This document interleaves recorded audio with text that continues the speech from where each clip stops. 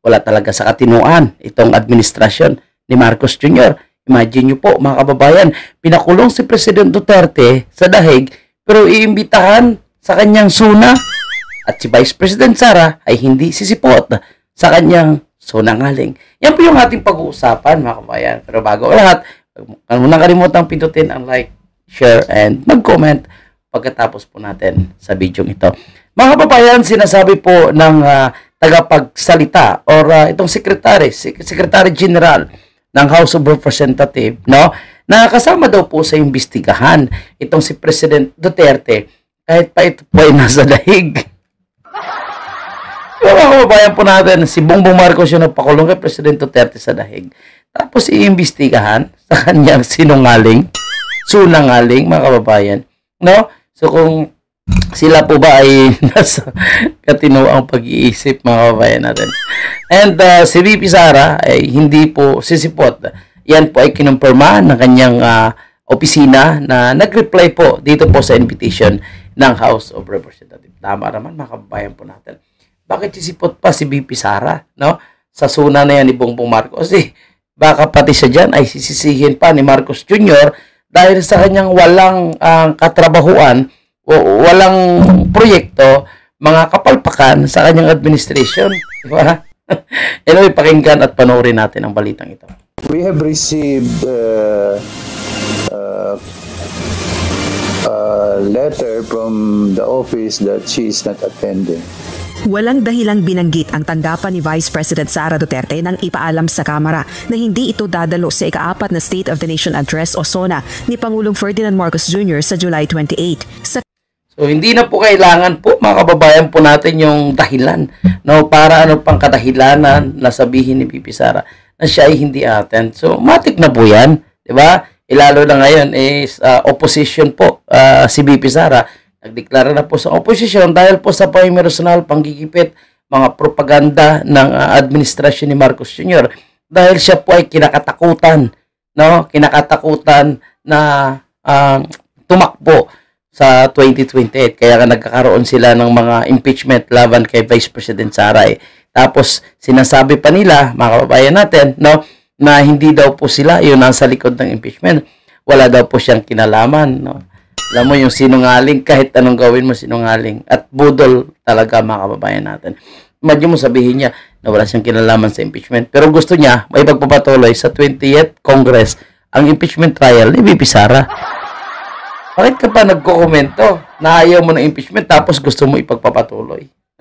Kabila nito, mananatiling may nakalaang upuan sa gallery ng plenaryo ng House of Representatives para sa Vice Presidente sa SONA Day. Ayon kay House Secretary General Reginald Velasco, natanggap nila ang liham mula sa Office of the Vice President matapos ipadala ang formal na imbitasyon sa lahat ng institutional guests. Yan po mga kababayan po natin. Maganda yan, wag na mag-attend si VP Sara, no? Mag-iwan sila ng upuan dyan kung gusto nila, mga kababayan po natin. And ito, tingnan mo.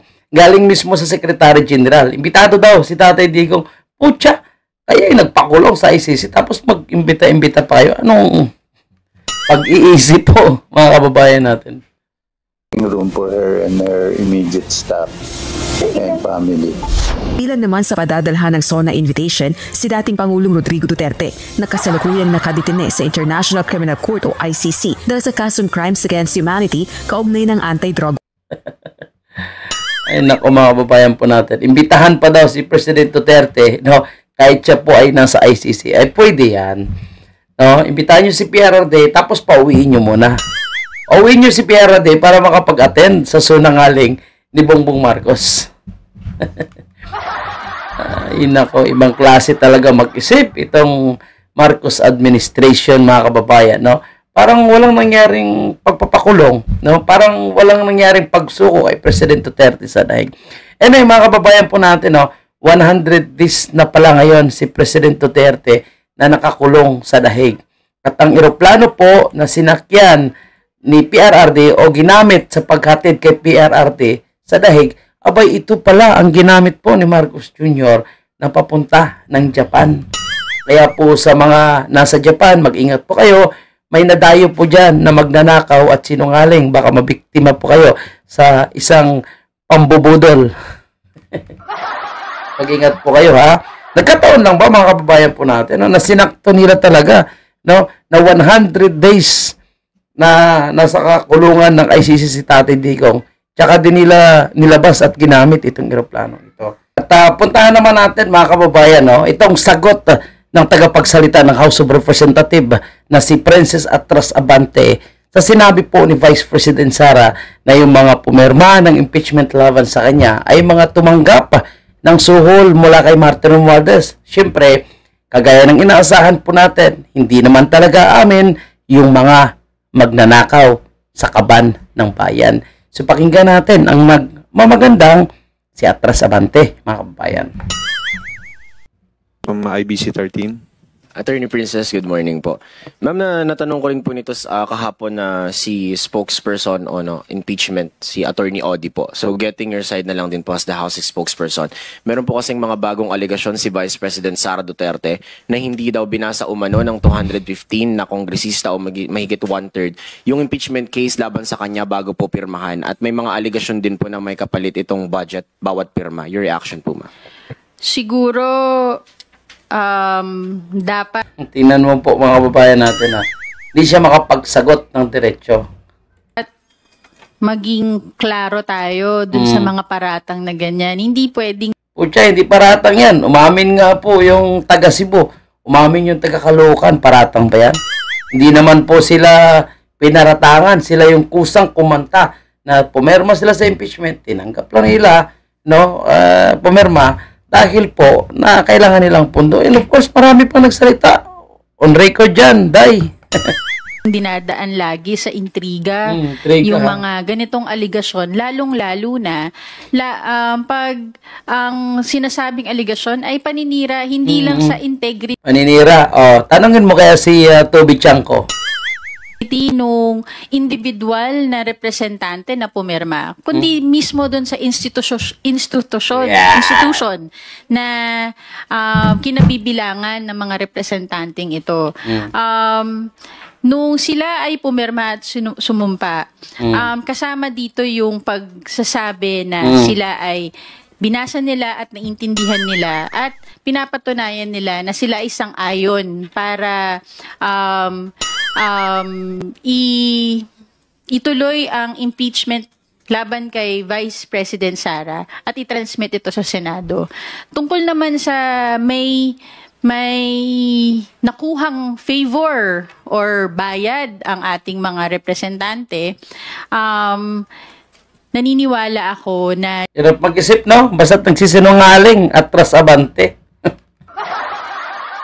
yung 200 plus na congressmen na pumirma doon sa impeachment ay pumirma hindi para sa halaga o anumang pabor na makukuha, pero para sa paninindigan na Yun ang wala po sa kanila, mga kababayan po natin. Yung paninindigan para sa kanila ay pera-pera lang. And mukhang hindi ata napanood ni Princess Atras Abante itong revelasyon ni Congressman Toby Chanko na sinasabi niya mismo, "Uy, Atras Abante!" Sinasabi mismo ni Toby Chanko na ang kapalit ng pagperma ng impeachment ni Vice President Sara ay pundo, ayuda. At inamin po yan ng iba't ibang kongresista. Masisearch mo yan, nasa YouTube, nasa TikTok, hindi po AI. Sila mismo ang umamin na pumerma sila dahil kailangan nila ng pera, ayuda para sa kanilang distrito. Kaya ikaw na walang alam na tagapagsalita ng House of Representatives, pag-aralan mo muna, ika nga, sabi ni Chingoy, sabi ni JV, sabi ng mga senador, pag-aralan mo muna yung sinasabi mo at siguraduhin mo na yung binabanggit mo, lalong-lalo na po sa media, ay totoo dahil ayaw natin ng fake news pero mukhang kayo po ang source ng fake news. Yan lang po yung ating update, mga kababayan. Pabor po ba kayo na hindi na dapat sumipot si VP Sara? At ano po yung inyong makukomento sa kanilang pautot ngayon na yung kanilang pinakulong na si President Duterte ay imbitahan pa para sa sunangaling ni Bongbong Marcos? Yan, comment na kayo dyan sa ating comment section. And of course, ano rin pala yung komento nyo dito po kay Princess Atras Abante, mga kababayan. Salamat and God bless everyone.